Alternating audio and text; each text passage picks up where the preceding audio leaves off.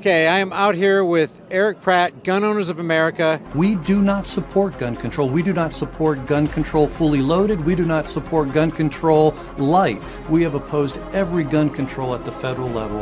After days of silence following the Las Vegas attack, the NRA announced it was backing new regulations on bump stocks. Interestingly enough, while the NRA is saying maybe we should regulate, restrict these bump stocks, Eric Pratt says no. And if you want to know anything about Gun Owners of America, I urge you to take a look at what Harry Reid says about him. The NRA is bad, really bad. Gun Owners of America is even worse than bad. If you can be on the bad side of Harry Reid, you must be doing something right. Eric, I really appreciate you taking the time. Thank you. We're, of course, out here at March for Our Lives, but it's really March to take away our rights. And that's what I've encountered today. What have you encountered? Well, that's exactly what we've seen. We were out here actually interviewing people, finding out how far they wanted to take restrictions. We heard everything from banning the mythical fully automatic AR-15 all the way to going door to door and putting trackers on all the guns or even taking the guns. You know, when they talk about they just want common sense gun laws, that's not what the rank and file believes, and quite frankly, it's not what the leadership believes. Some of them were smart enough to end the interviews when they realized that we had them cornered, and basically the only thing they could say was answer yes to the question of taking away all firearms. They said, why don't we end the conversation here? But we brought some counter-protesters with us to show the hypocrisy of George Clooney making millions of dollars using guns, but then telling us we can't have guns. Yeah. Hand around at that too. Yeah, one of our gals actually had popcorn and ice thrown at her. You know, just incredible stuff. I mean, I will say, out of fairness, some of them were very cordial, but a lot of them were very nasty and very edgy and yelling at us. We, of course, were trying to be very respectful back in return. But we brought signs with you know, they don't like facts, right? They run on emotions. So we have 98% of mass shootings, public mass shootings, occur in gun-free zones. I mean, that's a fact. Go back to 1950, using the FBI definition for a public mass shooting.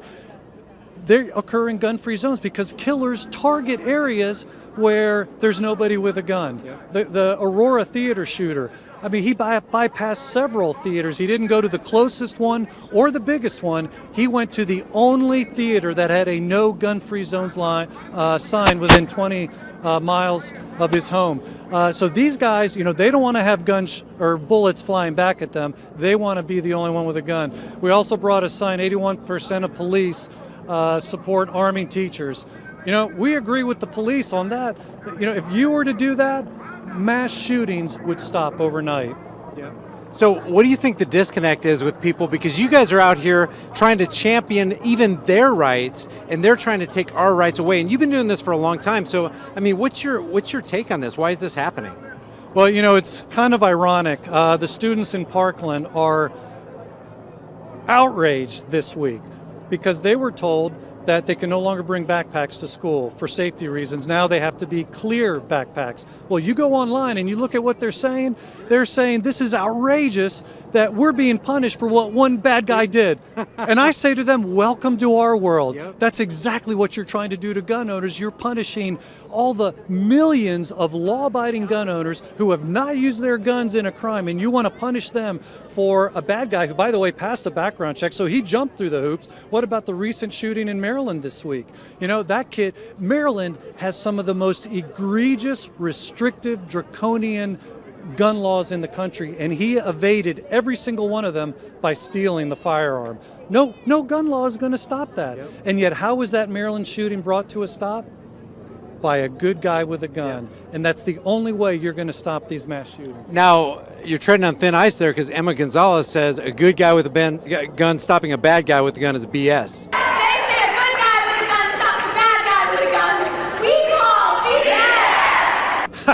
Well, then I would ask then, why are the bad guys targeting the gun-free zones, number one? Why aren't they targeting police stations or armories? You know, they don't go to where the guns are, they go where no guns are. Yeah, and who's the first person they call? They call a good guy with a gun when something goes down. Exactly. I mean, look, we're here in Washington, D.C. We protect the president with guns, we protect congressmen with guns, but what do we do out in front of a school? We put up a sign, gun-free zone, and it's not working. Yeah. It's absolutely not working. This is kind of a hard interview because he's preaching to the choir, I'm preaching back to the choir. So, and I'm doing this for education, but seriously, look up Gun Owners of America, because one of the big things that separates them from the NRA is the NRA actually instituted the background check, correct? The NICS system. The best kept secret is that the National Instant Check System wouldn't exist at all if it weren't for the NRA. What the hell did you just say? The best kept secret is that the National Instant Check System wouldn't exist at all if it weren't for the NRA. It's true. Back in the 90s, President Clinton forced passage of a mandatory waiting period on every handgun purchased in America. Not a background check, a wait. But NRA said as soon as the technology was available, their wait had to be replaced by an instant background check done by the dealer at the point of sale. NRA supported it, NRA got the votes, and NRA got it passed. Well, that's right. They actually wrote the bill. Yeah. Yeah. So where do you guys stand, just so the audience can know, where do you guys stand as far as background checks? Well, we think they're unconstitutional. Any right, you should not have to prove your innocence to the government in order to exercise a right, whether it's your First Amendment rights, whether it's your Second Amendment rights, or any other right. And quite frankly, it doesn't work, because bad guys will get around, like the Sandy Hook shooter. He killed his first victim. He couldn't pass a background check. Right. So he killed his first victim, stole her gun, and then took it to the school. So you're not going to stop bad guys. It doesn't work. And by the way, 95% of the initial denials in the background check system are false positives. You know, people that shouldn't be stopped, people with the same name as a bad guy. You know, it happens on the no-fly list. Ted Kennedy was stopped 5 times from flying. It's not such a big deal when it's a little bit of a problem, you know, when you're flying. But when your life is on the line, that can be a real problem. And sadly, that's what happened to Carol Bound in New Jersey. She wanted to get a gun to protect herself against a guy she knew was threatening her, trying to kill her. She went to buy a firearm, had to go through a very extensive, several weeks long background check. He came to her house and killed her with a knife, didn't use a gun, killed her with a knife. That's the problem with background checks. They put the rights of law-abiding people on hold while not stopping bad guys. If you were going to speak to, you know, potentially 1 or 2 million people, what's the takeaway of this interview? What do you want to be instilled in somebody's mind in regard to gun rights, background checks, the March for Our Lives, all this?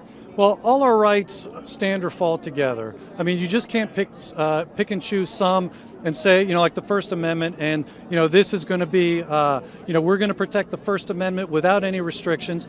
And we don't. You know, they say, oh, you can't yell fire in a crowded theater. Yeah, but we don't muzzle people as they go into the theater, do we? Right? That would be the equivalent of a background check, the muzzling somebody before they exercise their rights. So what I would encourage people is, you know, you either protect them all together or they're all going to fall. And so we need to get active. If you really believe in the Second Amendment, please do check us out at gunowners.org. I encourage people, just start off by getting on our email list. We're very active trying to fight anti-gun legislation, so it's free to get on the list. We'll start, you know, you will get emails with pre-written text that you can easily send to your representative or senators, or you can change it any way you want. But we try to make it easy for people to be armchair lobbyists. So check us out and get involved. And by the way, for all the information that we were talking about, these statistics, that's also at gunowners.org, right? Yes. Okay. Because a lot of people have been asking me out here, oh, what's your stat on that? What's your stat on? What's your source on that? All these are well laid out. If you guys want, I'll on the bottom of this video, I'll put a link to their site that's going to give you all the statistics you ever want. I really appreciate the interview. Hey, you're very Thank you welcome. very much. Thanks, man. Gun Owners of America. Gun Owners of America. Gun Owners of America. Gun Owners of America. Gun Owners of America. If you're sitting at home and you contribute to the Gun Owners of America, stop giving. The only no-compromise gun group in Washington. They're tougher than the NRA, aren't they? That's right. The NRA is bad, really bad. Gun Owners of America is even worse than bad. We do not support gun control. We do not support gun control fully loaded. We do not support gun control light. We have opposed every gun control at the federal level. After days of silence following the Las Vegas attack, the NRA announced it was backing new regulations on bump stocks. Interestingly enough, while the NRA is saying maybe we should regulate, restrict these bump stocks, Eric Pratt says no.